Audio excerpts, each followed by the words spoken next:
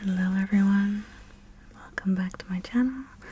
My name is ASMRB and today I'm doing something a little bit different, but it's one of my favorite types of videos to watch, and that's a reading video where I'm going to start off reading like this, soft spoken, and then fade into a whisper, probably an unintelligible whisper, but we'll see.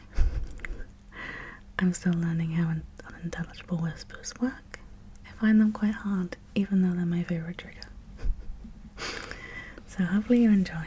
The book I've got to read today is The Murders in the Rue Morgue and Other Tales by Edgar Allen Poe. I usually read on my iPad, but I wanted the book sounds, so there's a lot less choice. But I'd love to know whether you prefer a more relaxing story on my iPad, so no page turning, no book sounds, or whether the book sounds are more important. So let's begin. I'm probably going to move the book around a lot because I'm just trying to figure out the best way of holding it where I can do good book sounds and yet also not block off the entire screen. So, let's begin. Qui n'a plus qu'un moment à vivre n'a plus rien à dissimuler. He who has but a moment to live no longer has anything to dissimulate. Manuscript found in a bottle.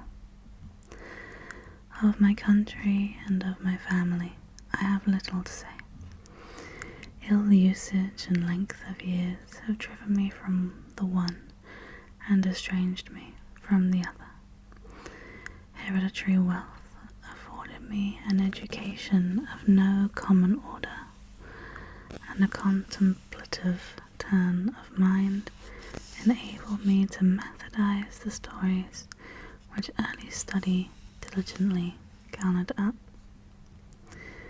Beyond all things, the works of the German moralists gave me great delight, not from my ill-advised admiration of their eloquent madness, but from the ease with which my habits of rigid thoughts enabled me to detect their falsities. I have often been reproached with the oddity of my genius. A deficiency of imagination has been imputed to me as a crime, and the Pyrrhonism of my opinions has at all times rendered me notorious. Indeed, a strong relish for physical philosophy has, I fear, tinctured my mind with a very common error of this age. I mean, the habit of referring occurrences, even the least susceptible of such reference, to the principles of that science. Upon the whole, no person could be less liable than myself to be led away from the severe precincts of truth by the ignis fatuae. I don't know if I pronounced that right. Of superstition. I have thought proper to premise thus much, lest the incredible tale I have to tell should be considered rather the raving of a crude imagination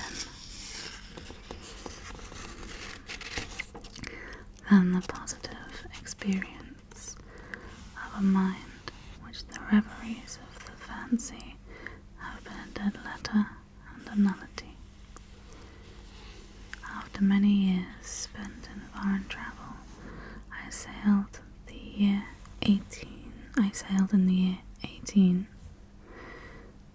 from the port of Batavaria in the rich and populous island of Java on a voyage to the archipelago islands. I went as a passenger, having no other inducement than a kind of nervous restlessness which haunted me as a fiend. Our vessel was a beautiful ship of about 400 tons, copper fastened and built at a Bombay of Malabar teak.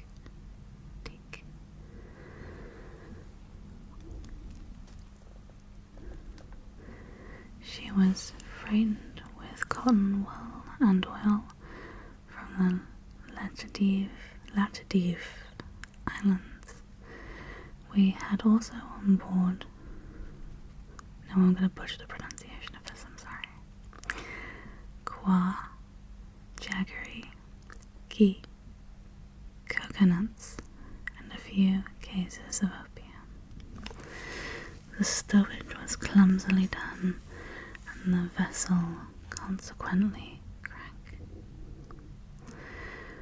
We got under way with a mere breath of wind, and for many days stood along the eastern coast of Java without any other incident to beguile the monotony of our course than the occasional meeting with some of the small crabs of the archipelago to which we were bound.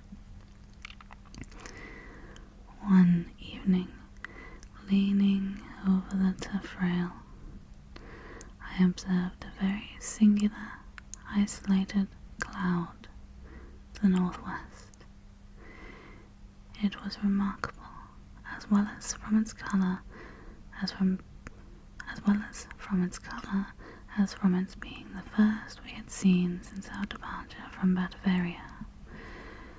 We watched it attentively until sunset, when it spread all at once to the eastward and westward, skirting the horizon with a narrow strip of vapour, and looking like a long line of low beach. My notice was soon afterward attracted by the dusky red appearance of the moon, and the peculiar character of the sea. The latter was undergoing a rapid change, and the water seemed more than usually transparent, although I could distinctly see the bottom. Yet having the lead, I found the ship in 15 fathoms. The air now became intolerably hot, and was loaded with spiral exhalations similar to those arising from heated iron. As night came on, every breath of wind died away, and a more entire calm it is impossible to conceive. The flame of a candle burned along upon the poop without the least perceptible motion, and a long hair held between the finger and thumb hung without the possibility of detecting a vibration.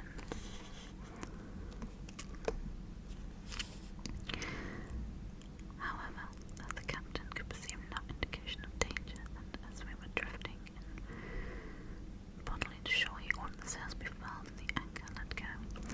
No watch was set, and the crew consisting principally of Malays stretched themselves deliberately upon deck. I went below, not without full